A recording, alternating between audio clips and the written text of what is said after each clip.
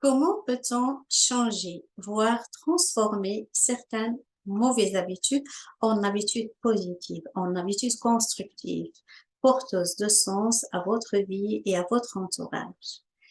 Surfer sur les réseaux sociaux, ça fait partie maintenant de notre quotidien.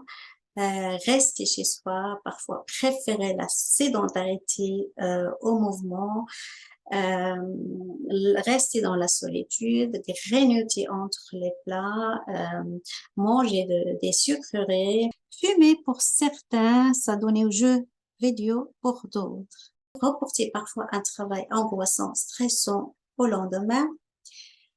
En fait, toutes ces habitudes en elles-mêmes, si ça peut vous apporter du plaisir, nous apporter du plaisir, pourquoi pas, parce que la vie aussi est faite de plaisir et tout est question de juste milieu et de modération. Je dont parle aujourd'hui, c'est vraiment quand ça devient compulsif, quand on n'arrive plus à contrôler et que ça peut avoir des conséquences négatives en termes de santé, en termes de bien-être et je dirais même en termes d'image de soi et surtout aussi des conséquences négatives sur son entourage. Et donc, comment peut-on transformer ces habitudes? Ajoute à cela aussi, c'est le fait de culpabiliser, de consommer parfois tout au long de la journée ces pensées, cet excès de pensées et qui parfois ça devient toxique parce que c'est trop pour notre santé mentale, pour notre santé psychologique. Bonjour et bienvenue sur cette chaîne où je partage avec vous des outils qui peuvent vous aider à être du côté positif de la vie. Si ça vous fait plaisir, merci de vous abonner, de partager, de liker, parce que ainsi, ce sera votre manière de contribuer à promouvoir ce contenu. Il faut se dire que toutes les habitudes compulsives que nous avons, je pense, toutes et tous dans notre vie, nous invitent en fait à mettre de la conscience, à mettre dans la conscience dans notre façon d'agir, dans le comportement, dans nos pensées et dans notre façon de ressentir. Qu'est-ce que c'est que d'abord une habitude? Une habitude, c'est un comportement qu'on a répété autant de fois qu'on ne sait plus comment on l'a fait et pourquoi on l'a fait. Et du coup, ça devient automatique, ça devient irréfléchi, ça devient compulsif. Le fait de mettre de la conscience, c'est tout simplement s'arrêter. Quand il y a cette envie par exemple, prendre le GSM, aller surfer, pour certains prendre une cigarette, pour d'autres, je ne sais pas, grignoter, etc. Ou de commencer à se juger soi-même, c'est tout simplement se dire stop. Et rien que de prendre le temps pour soi et de se dire, OK, je vais me focaliser sur mon corps, sur mes sensations, sur ma respiration et je me calme. Et j'écoute ce qui se passe à l'intérieur. Juste faire une pause. Rien que ça, d'après les recherches scientifiques, si vous attendez 10 minutes, il y a plus de chances que vous ne passiez pas à l'acte. Ensuite, posez-vous la question suivante. En ce moment, qu'est-ce qui se passe en moi? Qu'est-ce que peut-être j'essaie d'éviter? Et quel est mon besoin profond? De quoi ai-je réellement besoin à l'instant même? Tout comportement a une intention positive, un besoin émotionnel caché derrière. Ce qu'on nous dit dans le coaching, un besoin ou un bénéfice secondaire. Et on ne peut pas changer, vous ne pouvez pas changer si vous ne mettez pas le doigt sur ce besoin. Et en fait, le besoin émotionnel, c'est par exemple, aller vers quelque chose, chercher l'approbation, chercher l'amour, chercher l'amitié, chercher le pouvoir, chercher l'argent, chercher la reconnaissance. Et c'est normal, c'est humain, et nous avons tous besoin de ça.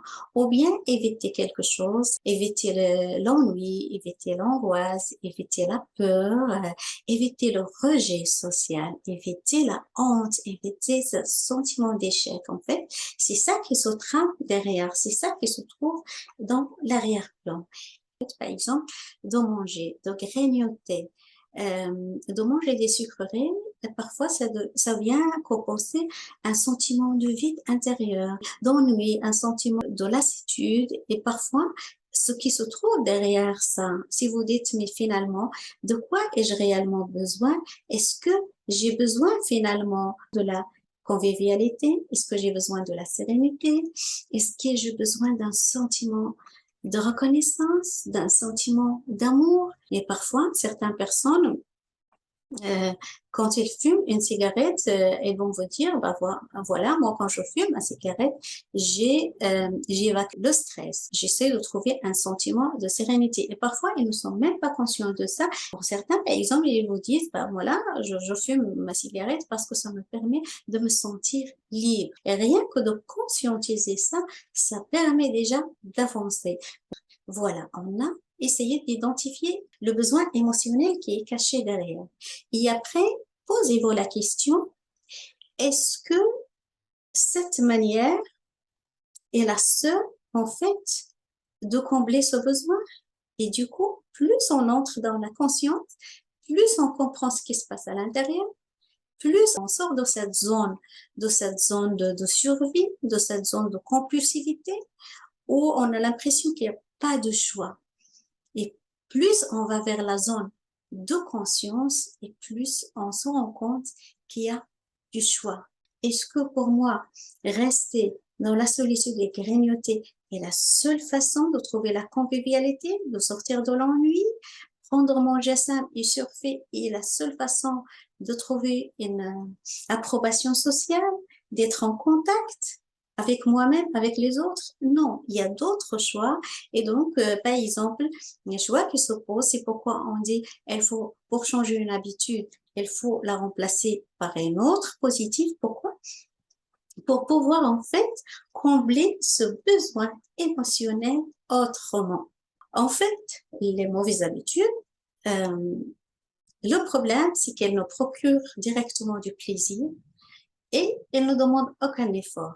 Il faut se dire que les bonnes habitudes, comme le fait d'aller faire du sport, de grandir son cercle relationnel, de sortir, de prendre soin de soi, ça prend du temps et le problème, c'est qu'on ne voit pas tout de suite les résultats et c'est ça qui risque parfois d'être un tout petit peu désespérant. Mais rien de prendre conscience de cette réalité, ça peut vous aider à continuer, ça peut vous aider à persévérer. En fait, les mauvaises habitudes, ça donne cette dopamine, pardon, rapide. Ça procure ce sentiment de bonheur, mais de la mauvaise manière. Par contre, quand vous allez faire du sport, quand vous allez transpirer, quand vous allez travailler sur quelque chose qui a du sens pour vous, ça demande de l'effort, ça demande un peu plus d'énergie, mais en fait, c'est de le faire petit à petit. D'abord, conscientiser. Ensuite, quelle est cette habitude clé? Cette habitude, si vous la changez, ça changerait toute votre vie. Choisissez l'habitude qui vous pose peut-être pour le moment le plus de problèmes et essayez de vous dire, si je ne change pas cette habitude, d'ici 6 mois, d'ici 1 an, d'ici 5 ans, d'ici 10 ans, quelles seraient les conséquences négatives sur ma santé, sur mon bien-être, sur ma confiance, sur mon estime de moi, sur mon image, sur mon entourage, sur mon budget, sur mon argent et tout. Et par contre, si je change cette habitude, qu'est-ce qui se passerait de positif pour moi, pour ma santé, pour mon image, pour mon bien-être, pour mon entourage? Et vous verrez la différence. Et après, dites-vous, quel est le premier pas que vous allez faire? Il faut que ce soit le plus simple possible, le plus accessible possible, à tel point que ça devient parfois risible. Juste faire 5 pas chez vous, juste faire un tour de la maison, juste appeler une copine, juste aller au centre-ville. Êtes-vous réellement prêt pour le changement? Ce qui arrive souvent, c'est qu'on n'est pas vraiment tout à fait prêt pour ce changement, prêt à faire le pas, c'est OK. À chacun son niveau de progression.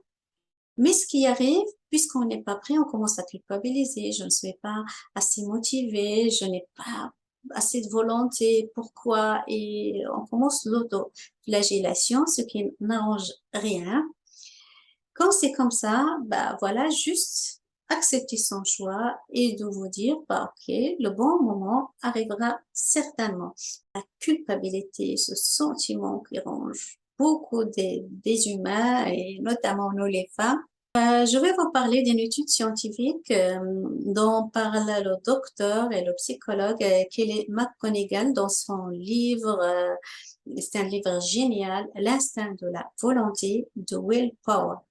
Elle dit en fait que on a essayé de faire une expérience auprès d'un groupe de femmes qui étaient au régime.